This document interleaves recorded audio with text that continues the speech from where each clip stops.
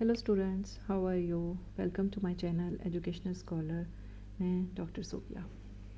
आज मैं आपको बायोकेमिस्ट्री के बारे में बताऊंगी कि बायोकेमिस्ट्री है क्या, कम्बिनेशन किन पार्ट्स का है, बायोकेमिस्ट्री के अंदर हम क्या क्या पढ़ते हैं। इसके अलावा डिफरेंट लेक्चर्स में डिफरेंट टर्म्स से जो आपका इंट्रैक्शन होगा, या बायोकेमिस्ट्री में जो बेसिक टर्म्स हैं उनके बारे में थोड़ा सा टच आपको दे देंगे। ठीक है।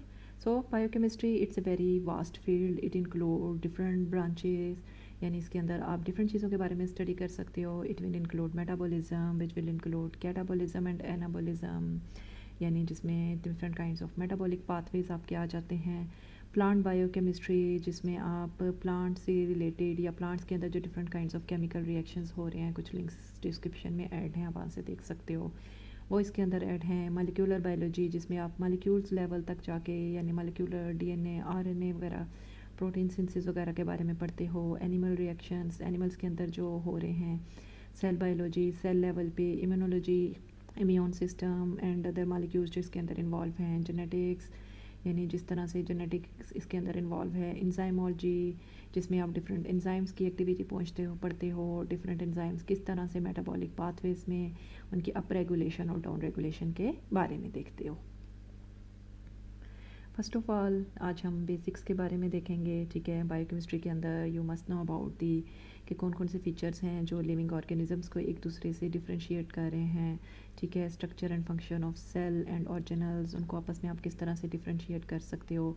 Different kind of small and large biomolecules, 4 kind of biomolecules जो होते हैं। ठीक है। जिस तरह से स्मॉल यूनिट्स मिलके लार्ज बायोमॉलिक्यूल्स की फॉर्मेशन में हेल्प करते हैं। जब ये स्मॉल लार्ज में कन्वर्ट होते हैं, लार्ज वाले वापस स्मॉल के अंदर कन्वर्ट होंगे, तो इनके अंदर किस तरह से एनर्जी ट्रांसफॉर्मेशन होती है। मेटाबॉलिज्म, यानी डिफरेंट मेटाबॉलिक पाथवेज, उनका बन जाना और उनका टूट जाना। ठीक है। कैटालाइसिस, किस तरह से रिएक्शंस आगे की तरफ बढ़ते हैं। जेनेटिक इन्फॉर्मेशन इन डीएनए, किस तरह से कोडिंग होती है। By the process, during the process of protein synthesis, किस तरह बाय ट्रांसक्रिप्शन डीएनए आरएनए के अंदर और लेटर ऑन प्रोटीन्स के अंदर कन्वर्ट होता है।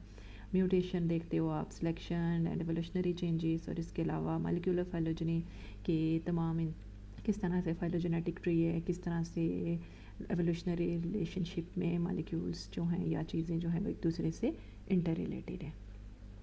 First of all, what is biochemistry? You can see कि it's a combination of two words, bio and chemistry. इससे पहले आप देखते हो, पढ़ते आए हो पिछली क्लासेस में, आपने केमिस्ट्री के बारे में देखा होगा, बायोलॉजी के बारे में देखा होगा, लेकिन अगर आप दोनों को एक टर्म के अंदर ले आओ, then it will be known as the biochemistry. Bio में आप लिविंग ऑर्गेनिजम्स वगैरह के बारे में पढ़ते हो, जबकि केमिस्ट्री में आपका ताल्लुक होता है जी chemical reaction. So in simple words you can say chemical reactions occurring in the living organisms. Biochemist वो पर्सन जो बायोकेमिस्ट्री के बारे में स्टडी करते हैं, उन्हें हम बायोकेमिस्ट्स का नाम देते हैं। ये आल लाज यूज़ करते हैं जो कि केमिस्ट्री के अंदर भी यूज़ हो रहे हैं, बायोलॉजी के अंदर भी यूज़ हो रहे हैं, या फिज़िक्स के अंदर भी हो रहे हैं। डिफरेंट प्रोसेसेस जो लिविंग सेल्स के अंदर यूज़ हो रहे हैं वो इसके अंदर इंपॉर्टेंट हैं। ठीक है। सिंपल डेफिनेशन अगर आप इसकी कह लो तो chemistry of a living cell, यानी एक लिविंग सेल के अंदर कौन कौन से केमिकल रिएक्शंस हो रहे हैं। ओवरऑल आप कह सकते हो life processes at the level of molecules के, यानी लाइफ,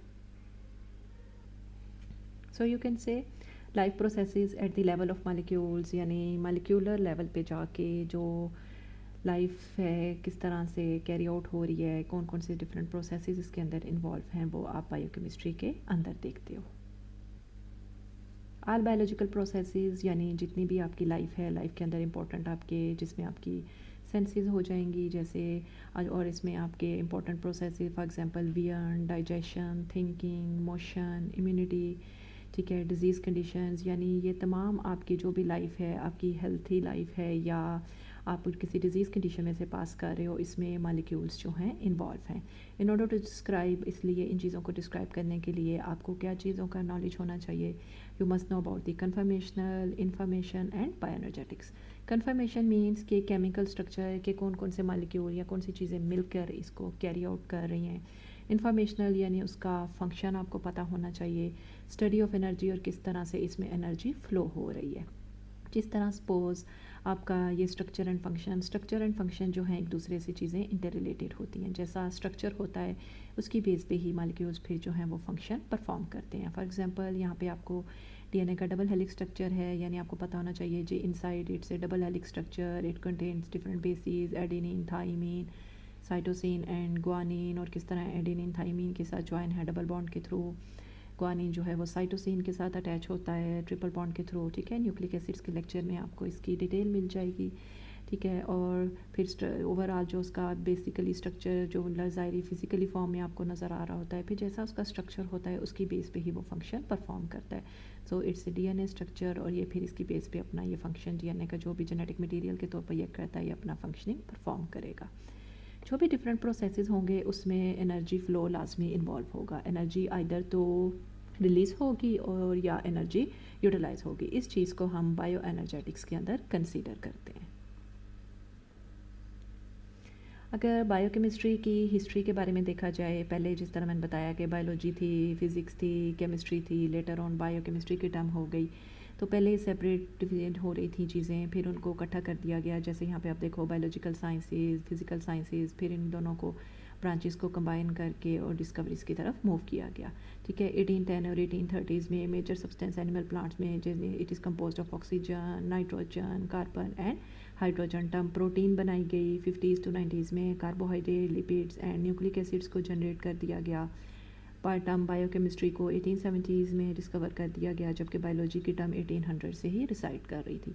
और यही 4 काइंड ऑफ जो है बायोमोलिक्यूल्स की टाइप्स हैं, these are proteins, carbohydrates, lipids and the nucleic acids.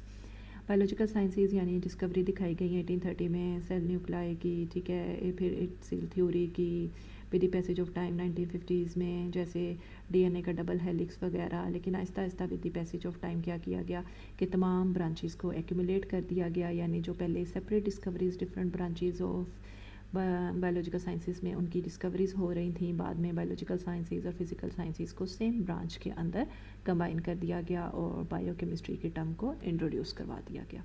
Physical sciences में जिसमें आपकी केमिस्ट्री और फिजिक्स वगैरह आ जाती हैं, बायोलॉजिकल साइंसेज जिसमें आपकी प्योर बायो इन्वॉल्व होती है। सो बायोकेमिस्ट्री में मॉलिक्यूलर बायोलॉजी देखे, ये दोनों एक दूसरे से यूँ कह सकते हो इंटर रिलेटेड हैं। मॉलिक्यूलर बायोलॉजी की टर्म फर्स्ट ऑफ ऑल 1938 में यूटिलाइज़ की गई, ठीक है।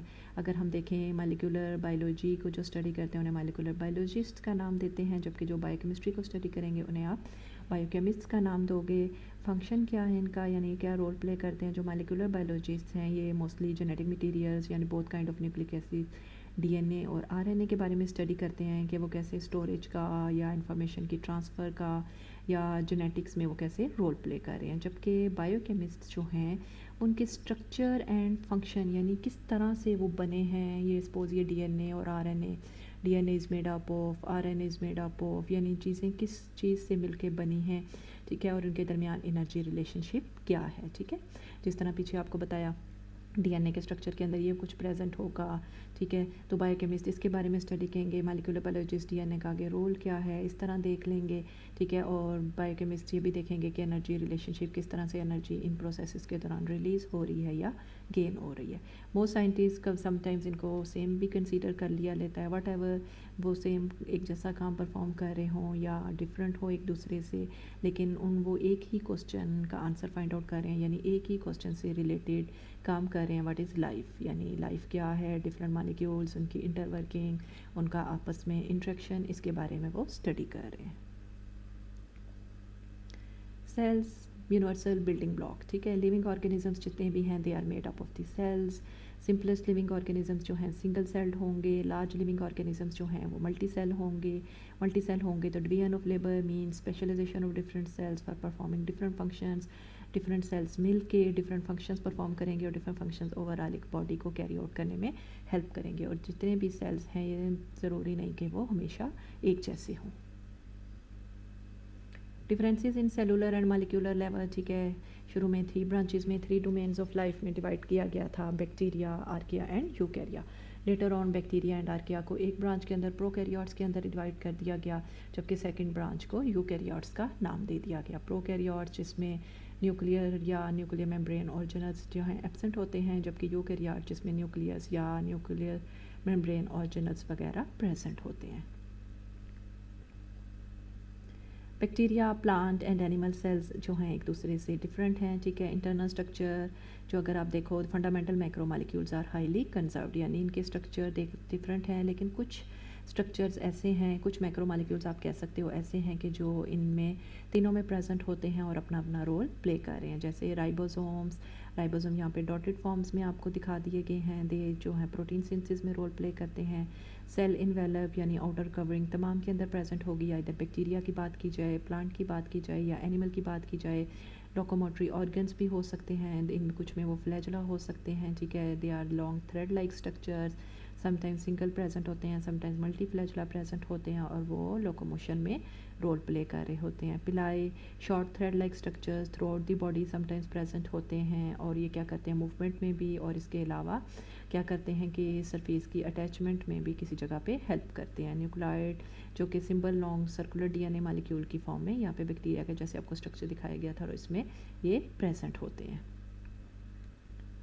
ठीक है। ओवरऑल अगर आप कंपोजिशन देखो बैक्टीरियल वॉल की, ठीक है, cell wall it is made up of a peptidoglycan, ठीक है। ये ओवरऑल सपोर्ट प्रोवाइड कर रही होती है क्योंकि सेल वॉल जो है बिल्कुल आउटर लेयर है। पेप्टिडोग्लाइकैन भी आप इसे कह सकते हो और आप इसको म्यूरिन भी कह सकते हो।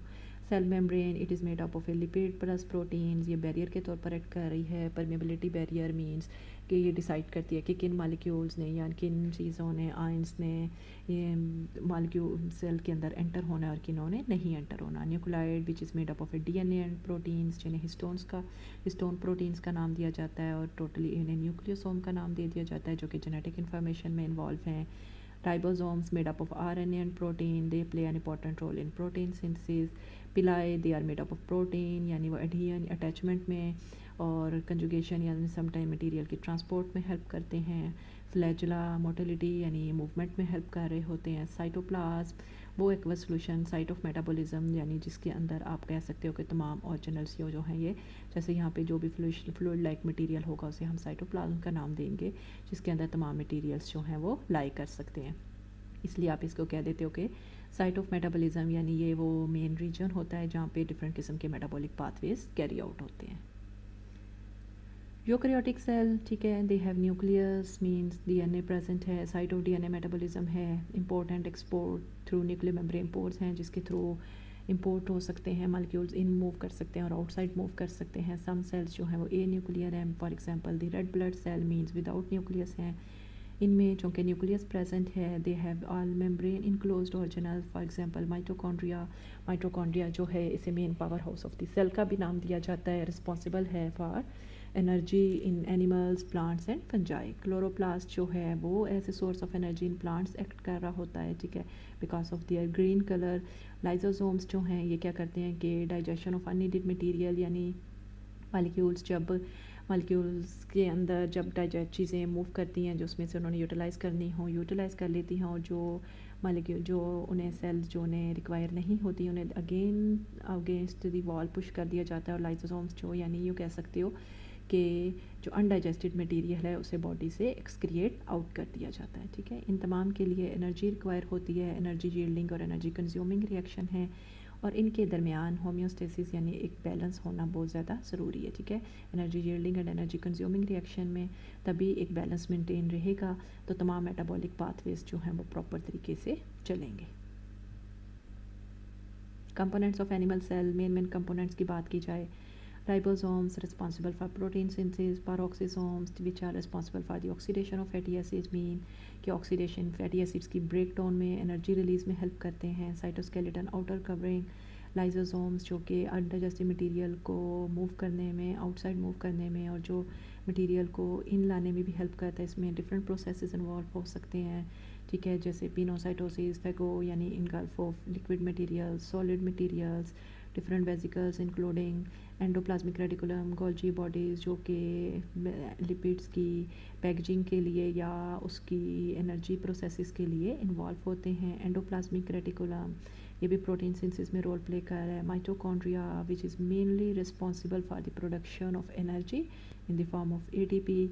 प्लाज्मा मेम्ब्रेन आउटर कवरिंग है जो इनसाइड और आउटसाइड को एक दूसरे से सेपरेट कर रही है और होम्योस्टेसिस में मेन रोल प्ले कर रही होती है। Nucleus it contains gene chromatin जिसके अंदर प्रेजेंट होता है, ठीक है, यानी जेनेटिक मटेरियल के तौर पर एक्ट कर रहा है। nuclear envelope which contains nucleosome made up of DNA and proteins, and nucleolus, it is the site of ribosomal RNA synthesis.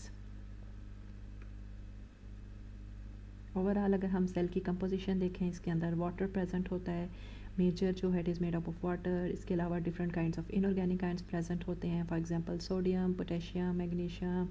Small metabolites present होते हैं, other kind of all kind of biomolecule, for example proteins present हैं, nucleic acids की both types, DNA भी और RNA भी.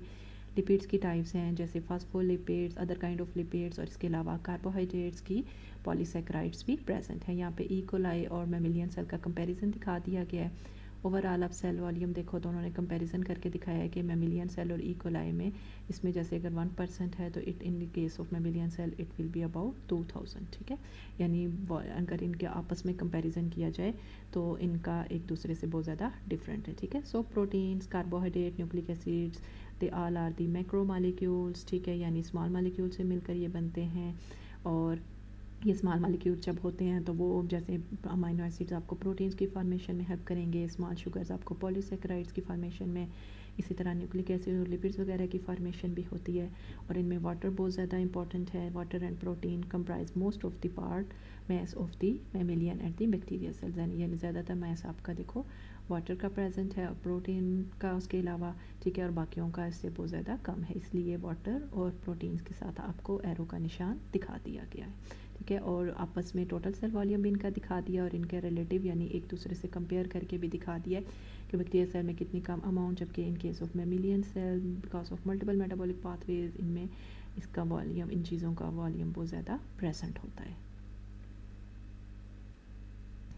ठीक है, इसके अलावा different kinds of inorganic ions हैं जो सेल्स के अंदर डिफरेंट किस्म के रोल्स में रोल प्ले कर रहे हैं. फॉर एग्जांपल फेरस और फेरिक जो कि हीमोग्लोबिन, साइटोक्रोम्स वगैरह में प्रेजेंट होते हैं. Magnesium part of A chlorophyll. Copper जो कि डिफरेंट एंजाइम्स में जैसे टायरोसिनेज, एस्कॉर्बिक एसिड ऑक्सीडेज में प्रेजेंट होता है. Zinc which is present in carbonic anhydrase and other. Manganese and cobalt peptidase के अंदर. Molybdenum in nitrate reductase and xanthine oxidase. Calcium which is a part of calmodulin, ectomyosin as well as the ADPase. ठीक है, एक्टोमायोसिन जिसमें आप जब sliding filament model जिसमें आपने देखा था उसमें भी कैल्शियम जो है यानी उसमें रोल प्ले कर रहे थे. Cytoplasm and cytoskeleton both are very important, लेकिन इन दोनों के दरमियान आपको डिफरेंस भी पता होना चाहिए. साइटोप्लाज्म मोस्टली आप कहा जाता है कि जेली लाइक मटेरियल जिसके अंदर तमाम ऑर्गेनल्स लाई कर रहे होते हैं और वो डिफरेंट फंक्शंस परफॉर्म कर रहे हैं. Highly viscous solution where many chemical reactions takes place. Cytoskeleton, skeleton आपको क्या पता है कि जैसे skeleton sometimes like outer covering, so you can say cytoskeleton it is the overall covering. ठीक है, it consists of microtubules, actin filaments as well as the intermediate filaments. And this skeleton का क्या फंक्शन है. ठीक है, body के अंदर भी स्केलेटन जो है शेप को मेंटेन रखता है, तो सेल्स में भी जो cytoskeleton it maintain cell shape, transport paths और मूवमेंट को कंट्रोल कर रहा है. ओवरऑल अगर इसके अलावा स्पोर्ट एंड दी और डिफरेंट ऑर्गेनल्स को अपने अंदर सपोर्ट कर रहा है. ठीक है, सो यू कैन से cytoskeleton it is the skeleton of the cell while cytoplasm is the jelly like material inside all cells. It is almost water and provides a place for these different chemical reactions to take place. Suppose आप एक box ले लो तो इसकी जो outer covering है that's your cytoskeleton, और inside जितना भी होगा उसके अंदर सपोज आपने फोम भरा हुआ है दैट्स फोम, और jelly like material it is the cytoplasm जिसके अंदर तमाम आपके डिफरेंट ऑर्गेनल्स हैं जो लाई कर जाएंगे. सो मैंने पीछे बताया कि स्मॉल मालिक्यूल्स जो हैं वो मिलकर लार्ज मालिक्यूल्स की फॉर्मेशन में हेल्प करते हैं. यहाँ से अगर आप राइट से लेफ़्ट की तरफ मूव करो तो आपको मोनोमेरिक यूनिट्स डिफरेंट लेवल्स दिखा दिए हैं. ये लेवल 4 तक मूव करेंगे. जैसे सपोज न्यूक्लियोटाइड्स, ठीक है, जिसमें फॉस्फेट आपकी राइबोस शुगर और बेस मिल के आपको डीएनए की फॉर्मेशन में, ठीक है, अमाइनो एसिड्स आपको मिल के प्रोटीन्स की फॉर्मेशन में हेल्प करते हैं. जब डीएनए एंड प्रोटीन्स मिलते हैं तो आगे हिस्टोन्स और फर्दर वो क्रोमेटिन की फॉर्मेशन में. प्रोटीन्स जो है ये प्लाज्मा मेम्ब्रेन का पार्ट करते हैं. प्लाज्मा मेम्ब्रेन में होम्योस्टेसिस का रोल प्ले कर रहे हैं. डिफरेंट शुगर्स हैं जैसे cellulose is made up of them. Carbohydrates में आप देख सकते हो इसके बारे में मज़ीद. सेल वॉल ये मेड अप ऑफ सेलुलोज है. यहाँ पे डिफरेंट जो है ये डीएनए, प्रोटीन्स, कार्बोहाइड्रेट्स ये ओवरऑल मिलके आपको सेल एंड इसके डिफरेंट ऑर्गेनल्स की फॉर्मेशन में हेल्प करेंगे. और अगर आप लेफ़्ट टू राइट मूव करो तो आप देख सकते हो क्रोमेटिन के अंदर डीएनए और डीएनए के अंदर nucleotides. Plasma membrane which is made of proteins, proteins के अंदर amino acid, cell wall is cellulose, cellulose further इसके अंदर डिफरेंट शुगर्स प्रेजेंट होती हैं। सो लिविंग सिस्टम्स इन तमाम प्रोसेसेस के लिए इन एनर्जी है। अल्टीमेट सोर्स ऑफ एनर्जी जितने भी हैं उनके लिए सनलाइट है। सनलाइट इज़ यू कैन से is the direct source of energy for plants, for green bacteria, cyanobacteria. इसके अलावा एनिमल्स और मोस्ट बैक्टीरिया जो हैं डिफरेंट फ्यूल से भी एनर्जी एक्सट्रैक्ट कर रहे होते हैं। यहाँ पे सन आपको दिखा दिया गया है, फोटोसिंथेटिक सेल्स उन्हें direct source of energy utilise कर रहे हैं, जिसमें वो कार्बन डाइऑक्साइड एंड वाटर को यूटिलाइज़ करते हैं और अपना फूड बनाते हैं in the form of a carbohydrate, mainly is the formation form of glucose. ठीक है, फोटोसिंथेसिस का लेक्चर भी आपको डिस्क्रिप्शन में मिल जाएगा। एनर्जी इनपुट इसके लिए नीडेड है ताकि कम्प्लेक्स स्ट्रक्चर जब फॉर्मेशन होती है तो एनर्जी रिक्वायर्ड होती है, और जब कम्प्लेक्स जो है स्मॉल के अंदर ब्रेक डाउन होंगे तो तब एनर्जी रिलीज़ हो जाती है। ठीक है, so energy and the carbon sources जितने भी ऑर्गेनिजम्स हैं, अगर हम उनके के जितने भी ऑर्गेनिजम्स हैं उन्हें एनर्जी रिक्वायर होती है और उन्हें लाइफ कैरी आउट करने के लिए कार्बन की रिक्वायरमेंट होती है। ठीक है, we can also classify based in sources of energy and carbon. For example all organisms they are divided into phototrophs and the chemotrophs. Phototrophs जो कि डायरेक्ट सनलाइट को as a source of energy utilise करेंगे, जिसमें आप divide कर सकते हो autotrophs and हिटोट्रॉप्स।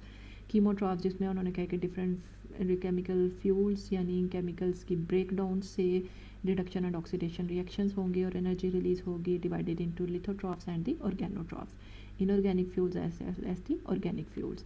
Energy source यहाँ पे सनलाइट दिखा दिए गए हैं, यहाँ पे कीमोट्रॉप्स के केस में केमिकल बॉन्ड्स एनर्जी सोर्स के तौर पर एक्ट कर रहे हैं। कार्बन सोर्स जैसे यहाँ पे फोटोट्रॉप्स को फर्दर डिवाइड किया गया था ऑटोट्रॉप, हिटोट्रॉप जो सेल्फ जैसे carbon from carbon dioxide, heterotroph carbon from और दी ऑर्गेनिक कंपाउंड यानी अदर से अपनी एनर्जी सोर्स के तौर पर यूज़ करते हैं। एग्जांपल्स अगर आप देखो ऑटोट्रॉप्स की example cyanobacteria and vascular plants वगैरह। ठीक है, हेटरोट्रॉप्स के अंदर आपके purple bacteria and green bacteria आ जाते हैं, कलर भी दिखा दिया गया है। लिथोट्रॉप्स के अंदर आपके सल्फर बैक्टीरिया, हाइड्रोजन बैक्टीरिया वगैरह। ठीक है, हाइड्रोजन सल्फाइड की फॉर्म में ये ले रहे होते हैं।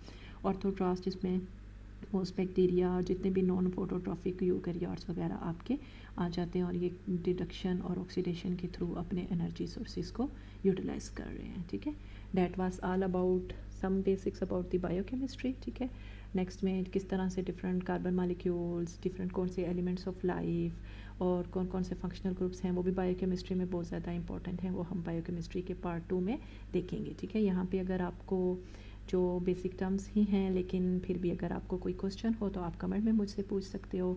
ठीक है, लेक्चर अच्छा लगा हो तो please like share and subscribe ज़रूर कीजिएगा।